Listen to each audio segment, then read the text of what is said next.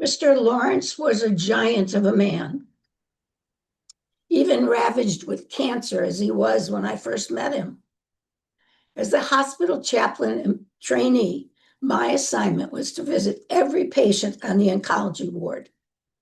Every time I looked in on Mr. Lawrence, he'd been sleeping, or as I found out later, feigning sleep so he wouldn't have to deal with the likes of me.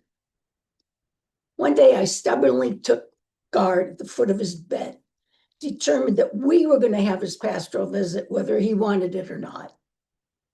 Finally, he struggled to consciousness, peering out at me under a shaggy mane of silver hair and thick brows. Mostly blind from age and from all the drugs he was infected with, he must have perceived me merely as a fuzzy shape near his feet. "Who are you?" he grumped.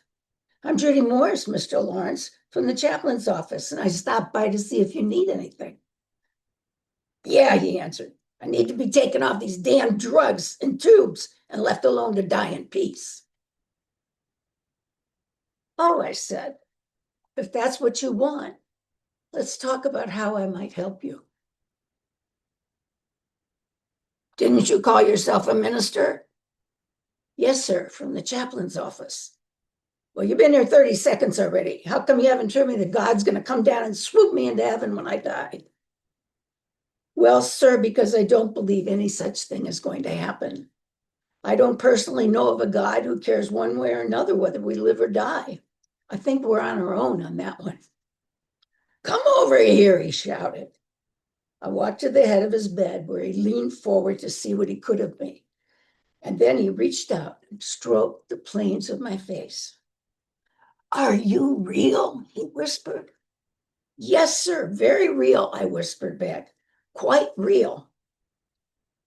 That conversation was the beginning of a brief but intense friendship between us. His family was both pleased and puzzled. Mr. Lawrence held no truck with religious folk. He apparently hated priests and ministers alike, and would have disdained rabbis and shamans too, had he known any.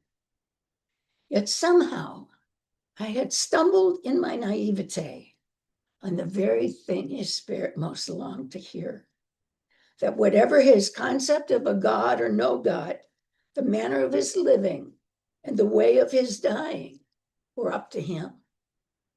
I was there to help if I could, with only a very imperfect human kind of help. Together, we crafted a family intervention where he asked me to speak. "Mr. Lawrence wishes to know this. If he suspends treatment, would you, his family, think that he committed the sin of suicide?" One by one, each person present said no, until the circle came to his wife of many decades. Unable to speak, she mutely shook her head no. When Mr. Lawrence died several months later, free of tubes, chemotherapy, and his guilt over his decision to choose the time of his own leaving, I knew that in his last days, he had called a truce with the ghosts of his childhood God and gained serenity with the knowledge that his love of family and friends was the deity of his peaceful death. I was honored to be asked to conduct his memorial service. As a text, I chose the biblical verse in which Jesus reminded us, God is love. "Fear not for your loved one's soul," I told the devoutly Catholic family. By Jesus' own definition, your father and husband was a pious and most godly man, for truly he believed in love as the ultimate meaning of life. James Luther Adams, the revered contemporary theologian of our Unitarian Universalist heritage, who died in 1994, articulated the spiritual path that so many so-called non-believers, such as Mr. Lawrence, have trod. Adams made a niche for himself in the faculties of Boston University, University of Chicago, Meadville Lombard Theological School, our UUCA seminary in Chicago, Harvard, and Andover Newton Theological Schools. Christian theologian Paul Tillich once said of Adams, "Without him, I would not be what I am. biographically as well as theologically. I might even confess I feel him as a thorn in my flesh when the flesh tries to ignore the social implications of the Christian message. Adams represented in his whole being a warning against a theology which sacrifices the prophetic for the mystical.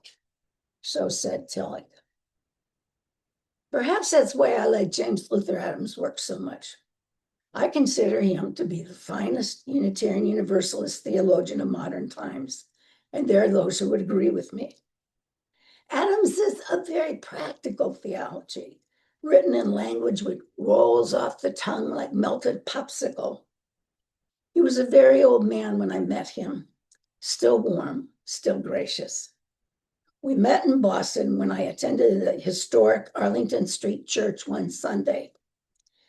After services, we all proceeded down the dark basement social hall where someone pointed him out to me and offered to introduce us. Adam sat in a chair in the corner, holding court with us one by one, not by an act of his own, but mostly because his friends knew he wasn't comfortable anymore in a crowd, but still liked meeting new people. So they brought people to him.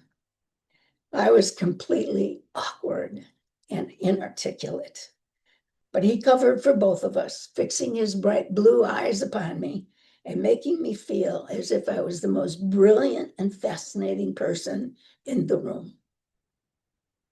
What a treasure it was then to recently come again upon his essay entitled The Love of God from a collection called On Being Human Religiously. It is actually a rather famous piece, probably analyzed rather thoroughly by almost every seminarian on this continent. As I read and then recently reread this tiny little piece, I felt the genius of Adams wash over me. The essay called The Love of God begins like this. In the largely secularized language and culture of our times, the subject of this essay is by no means one that elicits universal interest. That is the love of God.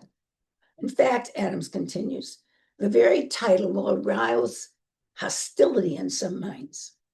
Love of family, of friends, of country. These are loves that can and often are frustrated and even perverse. Yet no one ever doubts the reality of these objects of devotion. It is not so with the love of God.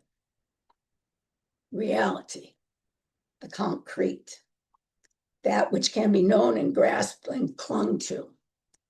It is true that a human body can be held onto with such ferocity, but another human soul, who can say how concrete that is?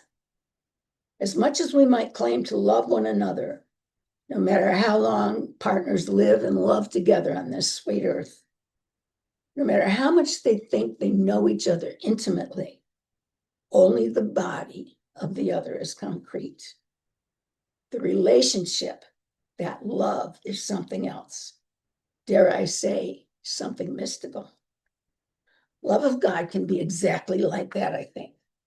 Somehow very tangible and yet elusive in the physical realm.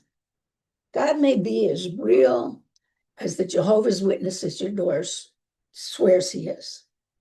Or God may be three miscellaneous little letters strung together with no more reality than the fantastic gobbledygook of Dr. Seuss. Perhaps, my friends, it doesn't really matter so much what it is, because the operative word here is not God. The operative word is love. And never, ever have I heard anyone claim that they can prove or disprove the existence of love. James Luther Adams also recognizes for many the word God is not a sign of reality, but of a powerful illusion. From this viewpoint, the only appropriate attempt should be to expose the illusion. One can almost see him mentally shrug as he adds, almost as an afterthought, such illusions of God actually may be wholly worthy of rejection. By all means, he suggests, let us unmask uncritical religion, especially that which holds claim to some special secret knowledge of God. But And here's the kicker for non-believers. There is also, he says, such a thing as non-critical irreligion. Non-critical irreligion. By that, Adams argues that too many thinkers, including the prophet Amos and the philosopher Plato, spend so much time uncovering the contradictory illusions of religion that they fail to see the contradictory nature of irreligion. The Greek scriptures of the Christian Bible tell us, remove the log from your own eye before you attempt to remove the speck from another. Native American wisdom suggests you walk a mile in someone else's moccasins before you judge her. Modern day common sense indicates that those of us Unitarian Universalists who fancy ourselves as rational humanists should lighten up and perhaps reconsider the narrow view that God cannot possibly exist because we have neither the imagination nor the words to recreate the concept in a new image. Therefore, because we ourselves cannot know God, we conclude too early that God does not therefore exist. The word is really better understood as an adjective, a quality of relationship, than as a noun, even as God is more accurately used as an adjective than a noun. We know godly deeds, godly behavior, divinely inspired action a lot more clearly than we know God himself. This according to Rabbi Harold Kushner, author of When Children Ask About God.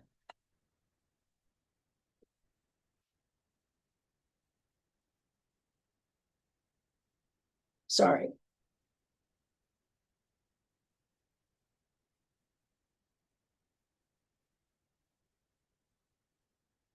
Love of God can be exactly like that. Something mysterious, dare I say mystical. I think somehow very tangible and elusive in the physical realm. God may be as real and provable as you want him or her to be.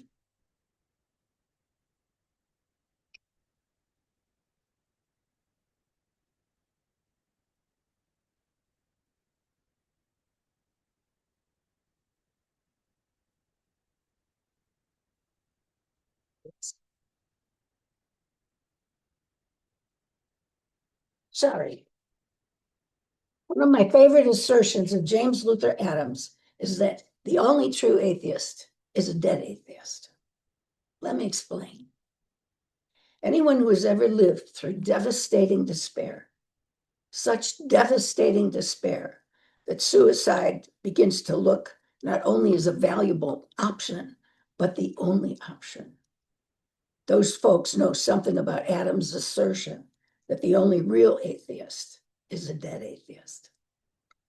By that, Adams argues that too many thinkers rarely stop to consider that most humans, unlike other species, live with the ingrained knowledge of our own life and death cycles. We arise each day and choose to continue life, no matter how hard that life may be. We could instead choose death, but our very love of God, that is, some would say our very love of life, of love, of hope, of confidence, compels us in the morning to choose life. By that very act, conscious or unconscious, we acknowledge a meaning larger and more important and more meaningful than our individual selves. That larger meaning is what many would call God. When I was younger and in my despair over the world's most suffering underclass, I would sometimes wonder, where do they find the courage to continue living when I am so certain I would have given up long before? James Luther Adams answers my arrogant question. Love itself is God. Life itself is sacred. Well, one may choose how to live one's life, or in the case of Mr. Lawrence, how to end one's life.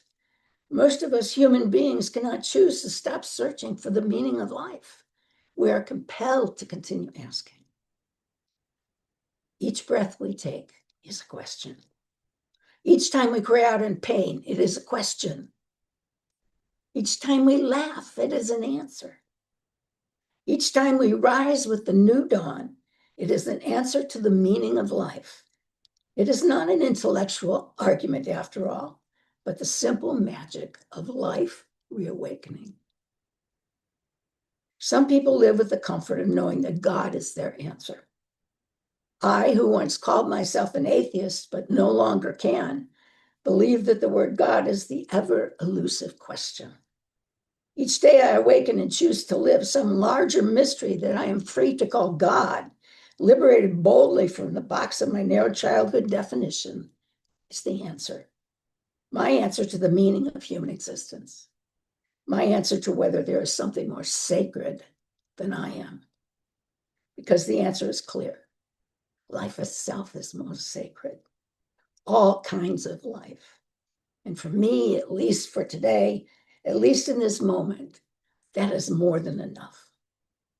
Blessed be. Amen.